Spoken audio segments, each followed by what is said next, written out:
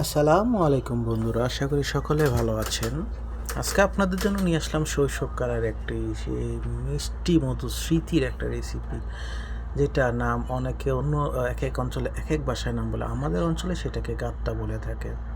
তো সেই গাঁট্টা পছন্দ করে না এমন বাচ্চা আসলে পাওয়া খুবই দুষ্কর।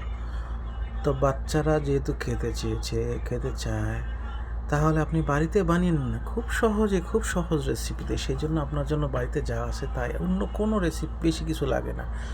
তো এর জন্য পরিমাণ মতো নিয়েছি সামান্য 250 গ্রামের মতো লাল চিনি, এবং সেটাকে পানির মধ্যে দিয়ে চুলার মধ্যে জাল দিতে থাকুন। দিতে দিতে যখন গাঢ় হয়ে যাবে এবং ভিতরে পানিটা শুকিয়ে এবং চিনি মিশ্রণে গাঢ় হয়ে যাবে, তখন সেটা আস্তে করে অন্য একটা পাটির মধ্যে নিয়ে উপরে বাদাম দিয়ে দিন। দেখুন, আমরা ছোটোকালে সেই স্মৃতিটা কীরকম মনে পড়ে, যখন ছোটোকালে আমাদের বাড়ির পাশ দিয়ে কোনো গাঁট্টাওয়ালা কোনোভাবে যেত, তো বাড়ির আশেপাশে আমরা যা পেতাম তাই দিতাম। দিয়ে ধরেন ওইখানে কোনো কাচের বোতল আছে, অনেক সময় টিনের জিনিস আছে, এগুলো পাইলে সব সব তার কাছে নিয়ে যেতাম। তার বিনিময়ে সে দিত, গাঁট্টা দিত। আবার যদি টাকা থাকতো, টাকার পরিবর্তেও সে দিত। তারপরে এরকম এই স্মৃতিটা যখনই মনে পড়ে কত ভালো লাগে। এই গাঁট্টা খাওয়ার জন্য কত পাগল ছিলাম, বাবা মার কাছে চাওয়া লাগতো। তো এখন এখন যুগও বদলাইছে, সব কিছুই বদলাইছে। এখন আর সেইগুলো করে সেই লোকগুলোকে আর পাওয়া যায় না, এগুলো করে সংসারও চালানো যায় না। তাই যুগের বাচ্চারা এগুলো বলতেও পারবে না কি আছে না আছে।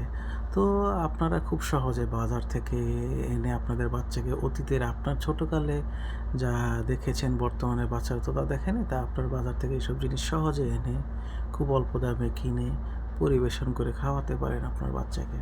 তো যখনই চিনিটা এবং পানিটার মিশ্রণটা গরম হয়ে যাবে, গরম হয়ে একটা পাতিলের মধ্যে, একটা থালের মধ্যে রাখুন। নিচে অবশ্যই তেল দিয়ে নেবেন যেন না লেগে যায়। গরম গরম অবস্থায় সেটা রাখুন। আবার মনে করেন এখানে মেলামাইন বা কাচের প্লেটের বা সিরামিকের প্লেটে রাখেন না, সবচেয়ে ভালো হয় টিনের বা কাঁসার পাতিলের মধ্যে রাখলে থালের ভিতরে রাখলে ভালো হয়। যে ঠান্ডা অবস্থায় আস্তে করে কেটে নিন, দাগ দিয়ে রাখুন, যেন পরবর্তী যখন ঠান্ডা হয়ে যাবে তখন আস্তে আপনার সুবিধা মতো আপনি ভেঙে নিতে পারেন। যে অনুযায়ী খাবেন সেই অনুযায়ী। বাচ্চারা যেহেতু খায়, তাই ছোটো করে দিলে সবচেয়ে ভালো হয়। তো বাচ্চারা দেখা যায় কি, এটা বাড়িতে যদি যেটা বানাবেন সেটা অবশ্যই হবে কি স্বাস্থ্যসম্মত। আপনি তো আর আপনার বাচ্চার জন্য 2 নম্বর জিনিস বা অস্বাস্থ্যকর বা অপরিচ্ছন্ন কোনো কিছু বানাবেন না।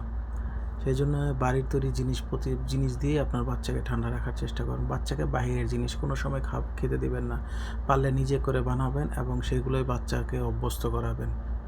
ধন্যবাদ সকলকে।